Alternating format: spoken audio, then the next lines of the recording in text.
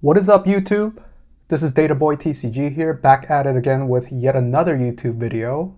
The previous 3 videos that I've posted so far have been getting some views, a lot more than I had initially expected, so I'm just trying to get the momentum going, I work full time, so I can't really pump out videos every single day, but I'll do whatever I can in my downtime, to share my knowledge on data analytics with Pokemon investing in the TCG world. I want to get into other TCGs as well, but Pokemon is my main kind of investment at the moment, so I'll start with that and see where things take me. So today I want to talk about, let's start off with the Phantasmal Flames booster box, MEO2. It's been ripping, to say the least, over the past couple of weeks. To be honest, since December, it's been steadily going up. We got the low point of $213 here on TCG Player, and ever since then, it's just been going up and up. $273 currently as of February 10th. I usually take these at night, so keep that in mind. And, I kind of wanted to see, and this kind of reminded me, well, I've been seeing a lot of talk about, oh, this is overvalued, people are FOMOing in, and while that's true, I think it's also important to consider kind of like the set value of the set booster box, and when is the actual low point of a set. And if we see here, Excel, we love Excel once again. And I want to talk about at what point, how many days does it take for a set and the set value of the cards in the set to reach its lowest point. So I've kind of divided it out into the SV era, pre-2024, or, pre-Surging Sparks, so to speak, and then kind of post-Surging Sparks into little blocks here. And then we'll also dive into Mega Evolution too, because I am curious to see when the low point for Phantasmal Flames is. I think it's still an early set. So let's see what the data says. We'll get to that. So Scarlet Violet base, 151, Paldea Evolve, Paldean Fates, Twilight Masquerade. I picked some random ones that I think are worth kind of digging into. You got the set price all-time lows here, and these are directly from the set analytics button of the Collector app. Shout out Collector. That's probably the best app I can, I've tried using Shiny and other ones, but I think Collector currently can't be beaten.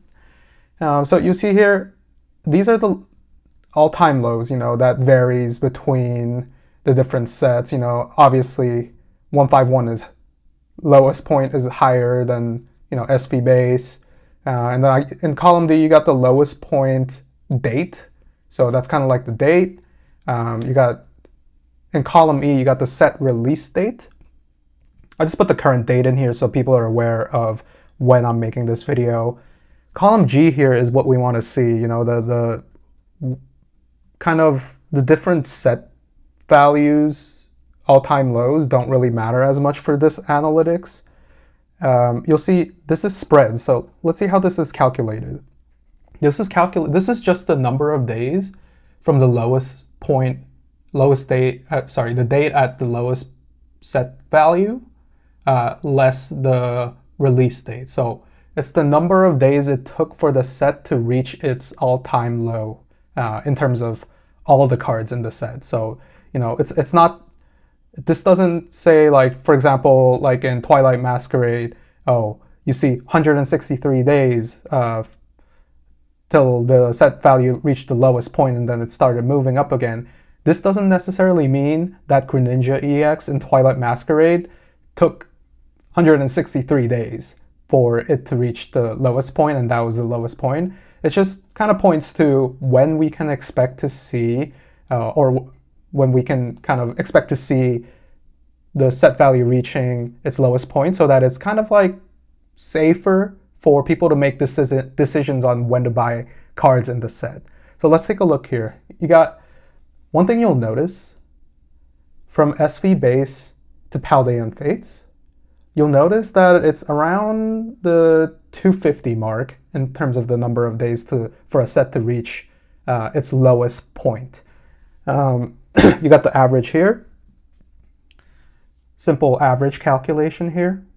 So that's 233.8 days. And without Twilight Masquerade, because it is kind of like an outlier here, that's around 251 days because this, 163 days kind of brings down the average. Let's take a look at Scarlet and Violet post 2024, Surging Sparks onwards to Black Bolt. You'll see it's not always that similar. I think Surging Sparks was really hyped. I would arguably say that Surging Sparks was really the resurgence of that boom market at the beginning of 2025. And, it released late 2024, and then, it was hype from the beginning, but the true hype of the set really started in 2025. And you'll see it took a lot longer for that hype to die down here. You see 425 days for Surging Sparks, 352 days for Prismatic Evolutions, 297 for Journey Together, Destined Rivals 236. Black Bolt set lowest point is January 19th, another outlier here. So you'll see for the ones kind of post Surging Sparks up until the end of Scarlet and Violet, which is Black Bolt, you'll see the average is around 299.2 days for the set to reach its all-time lows in terms of set value. Without Black Bolt, that's even less, of 327.5 days. So, there's definitely a discrepancy here between kind of like the earlier SV sets here in terms of the all-time lowest point. What does this tell us? Well, first thing it tells us is that it takes a while for a set to reach its all-time low points. I mean, people nowadays jump onto the next thing. Now we're getting releases. We're aware. We get to be aware of sets 2 sets in advance. Like we already have that Greninja set. We have Perfect Order pre-orders already happening. That's already happened on Pokemon Center. So those are things to note there. But even with that, the lowest point, it takes quite a few days. You'll see definitely over 200 days. I would say 250 is kind of like I personally don't even look at the cards in a set until it's around 250 days after its release. And, that might not always work, as you can see with Phantasmal Flames here. The set release date, November last year. Lowest point is Christmas Day. So it only took a month and a half for it to reach its lowest point, which is 41 days. MEO1, the base set with the Mega Gardevoir and the Mega Lucario, I think that's a great set. 137 days and counting, since the lowest point is still, as of tonight, February 10th. So I think Phantasmal Flames, we still need to see, but it is, if you take a look at the Charizard, for example, it's bouncing up, and since Phantasmal is kind of like a top-heavy set for this Charizard, but look at that growth. I think there's definitely some FOMO induced here, but I do see, I think it's a little too early to make any decisions on Mega Charizard X will keep going up. You're already seeing it level out here. Volume's still pretty good, so I'm not sure, but maybe we're stabilizing here for a bit, at least on TCG Player. I always like to look at Collector too. You'll see the ungraded price history, 640-ish, 620-ish. So I think that's around the same ballpark, but the point I'm trying to make here is that yes, maybe it is the case that this Charizard card and everything in Phantasmal Flames keeps going up from this point. But what I'm trying to portray with these data points, even like the hypest sets, like Prismatic Evolutions, or 151, or Paldean Fates with the Bubble Mew, it took a while for the set to reach its lowest point. So I would definitely be careful if you're, going to try to chase that Charizard, maybe buy the singles from a card show or on TCG Player. I've personally been looking at eBay and to look for gradable copies, but nowadays it's such a ridiculous market that if it is a gradable copy, then the bids are just 20-30% over market already. You're still getting those gains because, let's check the PSA 10 price here. Get rid of CGC Pristine, get out of here. Black Label is kind of like an outlier, but you'll see PSA 10's around that 1.8, high 1.8 mark, and that's kind of like the lowest point, 1.882. So you can still make money while paying premiums, but you're taking that risk there. So the point that I want to try to make is, don't feed into all the FOMO. I think there's a little too much of that right now, and I don't think that's healthy in any kind of investing market, and people might just be happy paying over market for the Mega Charizard X. I do think it's going to be, if you're looking at like 10, 20 years, it's fine to buy at whatever points, But I do see more product that will come soon in 2026 for Phantasmal. It is a new set. They're seeing how popular it is. They're going to print more. And, it just started. So there's another year there's a whole year ahead of us, and plus another year for Phantasmal Flames to kind of keep printing. And since it is a very one card only set, not saying the Piplup or, the Ludicolo or whatever aren't great, but it's definitely, the chase is definitely Charizard. So more and more are going to get ripped. It is easier because there are so few cards in this set, and really the only SIR that people are chasing is this Mega Charizard X. I would definitely be careful. Do what you will with this data, but for me personally, I think I only start to look at individual cards or buying them after that 250 day point, as you can see here. So this is kind of, you don't need to follow this, but maybe do your own research, maybe your own analysis on what the amount of days you're comfortable with before you start losing on buying too early, because it feels bad. And, I've done that one too many times. That's why I kind of put this up together and why I'm sharing it with you guys.